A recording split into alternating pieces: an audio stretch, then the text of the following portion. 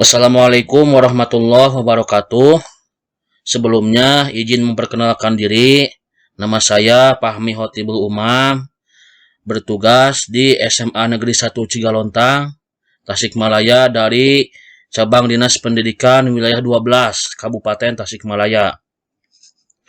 Pada kesempatan kali ini, saya akan menerangkan konsep-konsep dasar sejarah, dari mulai pengertian sejarah, unsur-unsur sejarah, ciri-ciri sejarah, serta manfaat atau kegunaan sejarah. Pertama, pengertian sejarah. Kita ketahui bahwa sejarah itu berhubungan dengan manusia, ruang, waktu, tempat, kejadian, peristiwa, ilmu, dan lain sebagainya. Sehingga bisa ditafsirkan secara umum, pengertian sejarah adalah cabang ilmu pengetahuan yang mempelajari peristiwa atau kejadian di masa lampau dalam kehidupan manusia menurut kronologi waktu. Tokoh yang dikenal sebagai bapak dari ilmu sejarah itu adalah Herodotus. Karena beliau dikenal sebagai bapak ilmu sejarah itu disebabkan karena beliau adalah sejarawan pertama yang diketahui mengumpulkan sumber-sumber atau suatu bahan untuk dilakukan penelitian secara sistematis, lalu diuji kebenarannya sampai batas-batas tertentu, dan menyusun dalam bentuk narasi yang terstruktur secara jelas. Nah, di sini, secara etimologis, kata sejarah itu bisa terdiri dari beberapa serapan bahasa. Yang pertama, kata sejarah berasal dari serapan bahasa Arab, syajaratun yang artinya pohon. Yang kedua, sejarah berasal dari serapan bahasa Inggris, history, yang artinya masa lampau umat manusia. Yang ketiga, sejarah berasal dari bahasa Yunani, historia, yang berarti informasi atau pencarian. Yang keempat, sejarah berasal dari bahasa Jerman, Geschichte, yang berarti sesuatu yang telah terjadi. Yang kelima, sejarah berasal dari serapan bahasa Belanda, yaitu Geschiedenis, yang artinya sesuatu yang telah terjadi.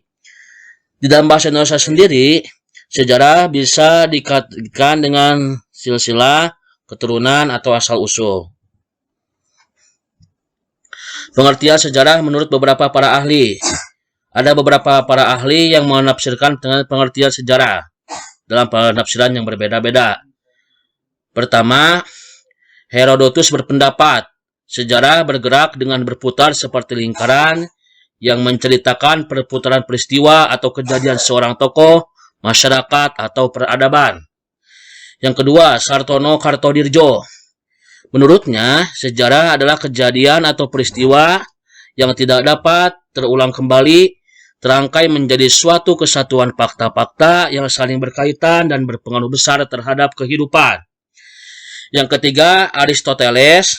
Menurutnya, sejarah merupakan suatu sistem yang meneliti kejadian tersusun dalam bentuk kronologi dan semua peristiwa masa lalu mempunyai catatan dan bukti-bukti yang kuat. Yang keempat, Ruslan Abdul Ghani dalam bukunya Sosialisme Indonesia menceritakan bahwa sejarah adalah salah satu cabang ilmu pengetahuan yang menyelidiki perkembangan masyarakat di masa lampau secara sistematis. Menurutnya, ilmu sejarah ibarat penglihatan terhadap 3 dimensi waktu, yaitu masa lampau, masa sekarang, dan masa yang akan datang. Ibnu Khaldun menceritakan bahwa sejarah adalah perubahan yang terjadi pada masyarakat atau peradaban manusia. Itu adalah pengertian sejarah dari beberapa para ahli. Yang selanjutnya, di sini kita akan mengungkap apa sih itu unsur-unsur sejarah. Di dalam sejarah ada 3 unsur penting yang satu sama lain itu saling berkaitan dan tidak bisa dilepaskan dari sejarah. Unsur sejarah itu ada 3. Yang pertama manusia, yang kedua ruang atau tempat, dan yang ketiga adalah waktu. Apa sih kegunaan manusia di dalam sejarah? Manusia memiliki 2 peranan penting di dalam sejarah. Yang pertama, manusia itu kedudukannya adalah sebagai subjek, dan yang kedua adalah sebagai objek. Sebagai subjek dari sejarah, berarti di sini manusia itu sebagai pelaku utama atau tokoh yang menjadikan atau menciptakan peristiwa-peristiwa sejarah. Sedangkan sebagai objek, berarti Sejarah itu menceritakan berbagai aktivitas kehidupan manusia di masa lampau. Tindakan-tindakan manusia itu mempengaruhi sejarah kehidupannya sendiri, yang berarti sejarah menegaskan kedinamisan kehidupan manusia yang selalu berkembang dari waktu ke waktu berikutnya. Yang kedua, atau ruang atau tempat. Ruang atau tempat menerangkan tempat terjadinya peristiwa sejarah itu sendiri. Peristiwa sejarah yang terjadi pada kehidupan manusia sejatinya menempati ruang tertentu yang menjadi jejak dari peristiwa sejarah itu sendiri. Yang ketiga, waktu. Waktu di dalam sejarah menerangkan kapan terjadinya peristiwa tersebut. Konsep waktu menegaskan identitas dari suatu peristiwa sejarah itu sendiri. Karena konsep waktu menegaskan proses kelangsungan dari suatu peristiwa sejarah. Yang selanjutnya, yang keempat, ada ciri-ciri sejarah. Ciri-ciri sejarah secara umum itu ada 3. Yang pertama, unik. Apa maksud dari unik? Unik di sini artinya peristiwa sejarah itu hanya terjadi 1 kali dan tidak akan pernah terulang untuk kedua kalinya. Contohnya, peristiwa tentang G30 SPKI, itu peristiwanya unik karena hanya terjadi di tanggal 30 September 1965 dan tidak akan pernah terulang lagi untuk yang kedua kalinya di masa-masa yang akan datang. Yang kedua, peristiwa sejarah itu bersifat abadi. Artinya, sejarah tersebut dapat selalu dikenang, tidak berubah, dan selalu dikenang sepanjang masa. Contohnya, peristiwa proklamasi kemerdekaan. Walaupun peristiwa tersebut sudah terjadi 70 tahun yang lalu, tanggal 17 Agustus 1945, tetapi kita sebagai masyarakat Indonesia masih memperingatinya hingga saat ini. Bahkan setiap tahun itu selalu ada upacara peringatan Hari Proklamasi Kemerdekaan. Contoh yang lainnya adalah Hari Raya Idul Fitri, Hari Raya Idul Adha yang selalu diperingati setiap tahunnya. Yang ketiga, penting. Penting di sini artinya sejarah itu dapat bermanfaat atau berpengaruh besar bagi kehidupan manusia. Contohnya peristiwa Sumpah Pemuda memiliki peranan penting bagi terciptanya rasa persatuan dan kesatuan di kalangan masyarakat Indonesia pada masa kolonial. Yang selanjutnya ada kegunaan atau manfaat dari sejarah.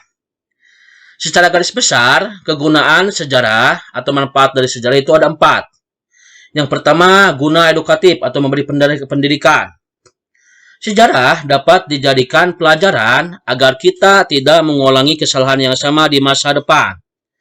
Hal ini, sejarah dapat mendidik seseorang untuk berbuat lebih baik lagi dari kejadian yang telah dialaminya di masa lampau. Yang kedua, guna rekreatif, memberikan hiburan atau kesenangan estetis. Dengan mempelajari sejarah, seseorang dapat mengetahui peristiwa sejarah tanpa harus melihat sendiri kejadian aslinya.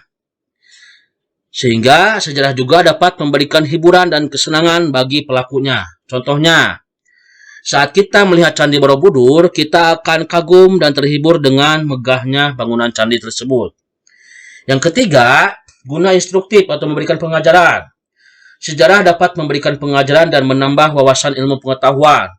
Dengan mempelajari sejarah, kita akan mendapatkan wawasan tentang kejadian-kejadian atau peristiwa-peristiwa yang terjadi di masa lampau yang berpengaruh besar terhadap kehidupan umat manusia.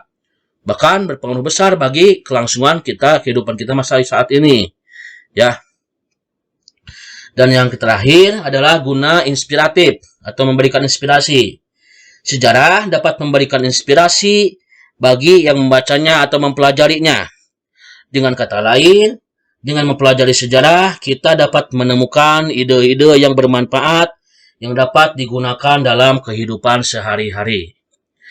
Mungkin itu yang dapat saya ceritakan pada kali ini.